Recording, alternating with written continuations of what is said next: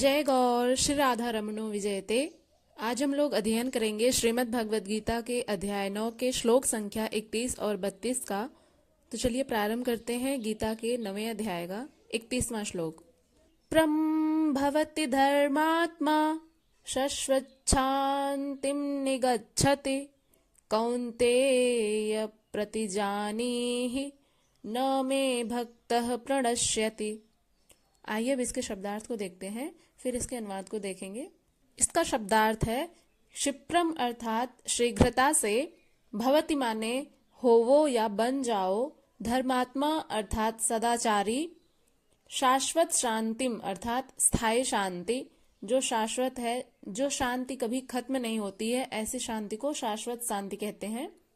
निगच्छति अर्थात प्राप्त करें, कौन्तेय अर्थात हे कुंती के पुत्र अर्जुन, प्रतिजानी अर्थात घोषित करें, न माने कभी नहीं, मेरा अपना भक्त यानी भक्त, प्रणश्यत यानी नष्ट हो जाता है। मे का अर्थ होता है मेरा अपना यानी श्री कृष्ण का। तो आइए अब इसके अनुवाद को जानते हैं। इसका अनुवाद है, भगवान श्री कृष्ण अर्जुन से कहते हैं वे शीघ्र ही पुण्यवान बन जाते हैं और स्थायी शांति प्राप्त करते हैं। हे कुंती पुत्र, यह स्पष्ट रूप से कह दो कि मेरा कोई भी भक्त कभी नष्ट नहीं होता। तो मित्रों, इसका अनुवाद रहा ये। इसके पहले हमने क्या पढ़ा था उसको जान लेते हैं। भगवान श्री कृष्ण ने इसके पिछले श्लोक में कहा था, जो 30 नंबर का श्लोक है गीता के 9वें अध्याय का 30वां श्लोक जो था, उसमें कहा था भगवान श्री कृष्ण ने कि यदि कोई अतिशय दुराचारी भी अनन्य भाव से मेरा भक्त होकर के मुझको भजता है तो वह साधु ही मानने योग्य है, क्योंकि वह यथार्थ निश्चय वाला है। अर्थात उसने भली भांति निश्चय कर लिया है कि परमेश्वर के भजन के समान अन्य कुछ भी नहीं है। यहाँ तक हमने पढ़ा था, यानी कोई भी दुरात्मा, कोई भी दुराचारी व्यक्ति यदि ईश्वर की आराधना करने लग जाए जिस पल से, तो उस पल से ही उसको साधु मानना चाहिए। ऐसा उन्होंने गीता के 9वें अध्याय के 30वें श्लोक में कहा था।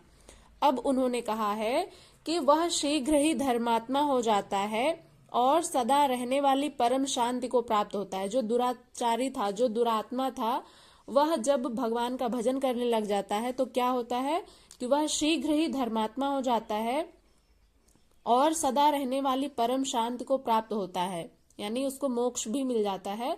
इसलिए हे अर्जुन, तुम निश्चय पूर्वक यह सत्य जान लो कि मेरा भक्त नष्ट नहीं होता है। कहने का भाव यह है कि यदि आपने जीवन भर भले ही कितने भी बुरे कर्म किए हों, लेकिन यदि आपके मस्तिष्क में, आपके हृदय में यदि भगवान के प्रति श्रद्धा जगती है, तो उसी पल से आप यदि अपने सारे बुरे कर्म को त्याग करके भगवान की भक्ति करने लगते हैं, तो उसी समय से आपको भगवान अपनी शरण में ले लेते हैं।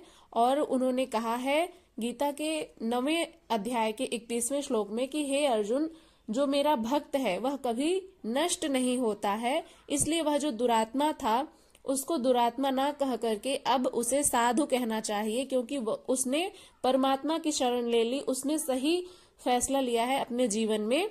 तो अब से वह जब भजन के मार्ग पर प्रवृत्त होगा तो उसे मोक्ष भी मिल जाएगा और वह परम शांति को प्राप्त होता है। इसलिए हे अर्जुन, तुम इस सत्य को जान लो कि मेरा जो भक्त है वह कभी नष्ट नहीं होता है। पहले वह चाहे कितना भी दुरात्मा क्यों ना रहा हो, लेकिन जब से वह मेरी शरण में आया है तब से वह मेरा भक्त है और मेरा भक्त कभी भी नष्ट नहीं होता है। अब आइए अगले श्लोक की तरफ बढ़ते हैं। अगले श्लोक में बढ़ने से पूर्व हम यह समझ लेते हैं कि जैसे मान लीजिए एक जन्म में यदि आपको परमात्मा की प्राप्ति नहीं होती है तो अगले जन्मों में भी वही साधन करके शीघ्र ही परम शांति को प्राप्त कर सकते हैं आप।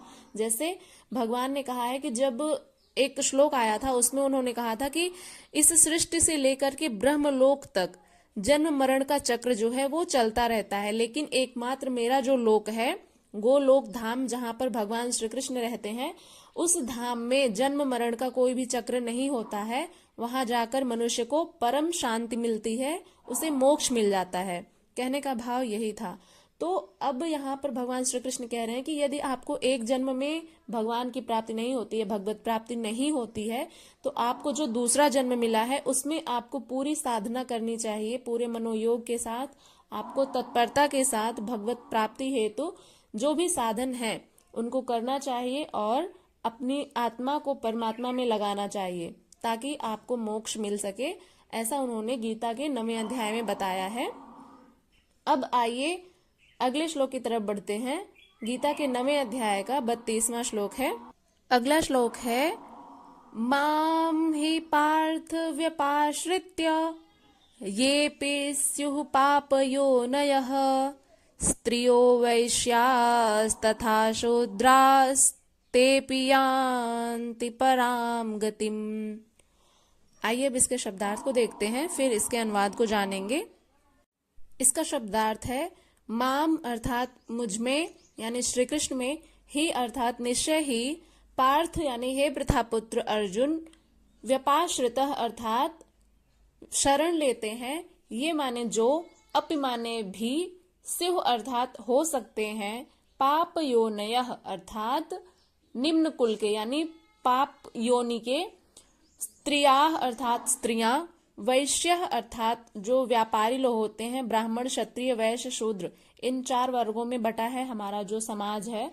तो जो वैश्य लोग होते हैं वे व्यापार आदि करते थे, तो उनको बताया जा रहा है इस श्लोक में। तथा शूद्राः अर्थात शारीरिक श्रम करने वाले, ते अपि यानी वे भी, यान्ति माने जाते हैं या प्राप्त होते हैं, पराम गतिम यानी परम गंतव्य को, यानी उस परम धाम को, उस परमात्मा के धाम को जाते हैं। चाहे वे निम्न कुल के हों, वैश्य हों, शूद्र हों, कोई भी व्यक्ति हो, साधना करके भगवत प्राप्ति की जा सकती है, ऐसा इस श्लोक में आगे बताया जाएगा। तो चलिए प्रारंभ करते हैं इसका अनुवाद। भगवान श्री कृष्ण अर्जुन से कहते हैं, हे कुंती पुत्र अर्जुन, वे सभी जो मेरी शरण लेते हैं, चाहे उनका जन्म, वंश, लिंग या जाति कुछ भी हो, यहाँ तक कि वे जिन्हें भी समाज तिरस्कृत करता है, वे पुरुष भी परम गति को प्राप्त करेंगे। तो आइए अब इसके अनुवाद को और सरलता से व्याख्यायित करने का प्रयत्न करते हैं। अभी तक हमने जाना कि भगवान श्री कृष्ण ने कहा कि कोई भी दुरात्मा व्यक्ति हो, वह यदि एक बार यह निश्चय कर लेता है कि उसे भगवान का भजन करना है, भगवत प्राप्ति करनी है, तो उसी क्षण से ही यदि वह साधन में तत्पर हो जाता है तो उसे दुरात्मा ना कह करके साधु कहना चाहिए, और वह मेरा भक्त हो जाता है, और मेरा भक्त कभी भी नष्ट नहीं होता। इसलिए हे अर्जुन, तुम इस सत्य को जान लो। इसलिए सदाचारी दुराचारी सभी को भजन करने का अधिकार है। और इतना ही नहीं, अपितु वे भी जो मेरी शरण लेते हैं, चाहे उनका जन्म, वंश, लिंग या जाति कुछ भी हो, वह मनुष्य है, बस इतना ही पर्याप्त होना चाहिए, और उसकी साधना मुझ में हो, श्री कृष्ण में हो। तो वह क्या होता है, समाज में जिन वर्ग को तिरस्कृत किया जाता है या जिन्हें हीन दृष्टि से देखा जाता है, वे पुरुष भी मुझे प्राप्त कर सकते हैं। यानी यह समाज जो है, हमने एक वीडियो में बताया था कि भगवान जो है वो आपका भाव देख करके प्रसन्न होते हैं, और जो मनुष्य है वह आपके दिखावे से प्रसन्न होता है। तो यह आपको निर्णय करना है कि आपको मनुष्य को प्रसन्न रखना है या फिर उस भगवान को। तो यह निर्णय आप पर है कि आप दिखावे का जीवन जीना चाहते हैं या फिर एक सरल सादा जीवन जीना चाहते हैं, जिसमें भगवत प्राप्ति की इच्छा हो, ऐसा हृदय जिनमें है। ऐसे लोग निश्चित रूप से भगवान की प्राप्ति कर लेते हैं। ऐसे लोगों को भगवान ने यह भी कहा है कि हे पार्थ, चाहे वह किसी भी योनि में हो, मनुष्य योनि में, चाहे वह किसी भी लिंग का हो, चाहे वह स्त्री हो, पुरुष हो, शूद्र हो, वैश्य हो, तथा जो कोई भी पाप योनि वाले भी हों, वे सभी मेरे आश्रित होकर परम गति को प्राप्त होते हैं। यानी किसी ने यदि भगवान का शरण ले लिया, भगवत प्राप्ति हेतु साधना करने लगा, तो वह परम गति को निश्चित रूप से प्राप्त हो जाते हैं। अतः यह गीता जो है मनुष्य मात्र के लिए है, चाहे वह कुछ भी करता हो, कहीं भी पैदा हुआ हो, सबके लिए यह एक समान कल्याण का उपदेश करती है। और इसीलिए गीता सार्वभौम है, यानी यूनिवर्सल है। इसको सब लोग पढ़ सकते हैं, चाहे वह स्त्री हो, पुरुष हो, बालक हो, वृद्ध हो, बालिका हो, कोई भी लिंग जाति, इसमें कोई अंतर नहीं है। आप पढ़ सकते हैं, श्रीमद् भगवत गीता का ज्ञान ग्रहण कर सकते हैं। यही हमारा उद्देश्य है कि जो गीता के श्लोक हैं, इनमें जो निहित ज्ञान है, उसको हमारा प्रयास रहता है कि सरलता से आप लोगों को समझा पाएं। और आप लोगों को समझ में आता है या नहीं, आप लोग कमेंट करके जरूर बताइएगा। और यदि नहीं भी समझ में आता है तो भी बताइएगा। यदि आपको यह व्याख्या समझ में आई हो तो इसे एक लाइक अवश्य करिएगा। चैनल पर नए हैं तो सब्सक्राइब कर लीजिएगा। इसे अपने मित्रों तक अवश्य ही शेयर करिएगा। चलिए मिलते हैं अगली वीडियो में अगले श्लोक के साथ। तब तक के लिए अपना ध्यान रखिएगा। हरे कृष्णा। नमः संस्कृताय।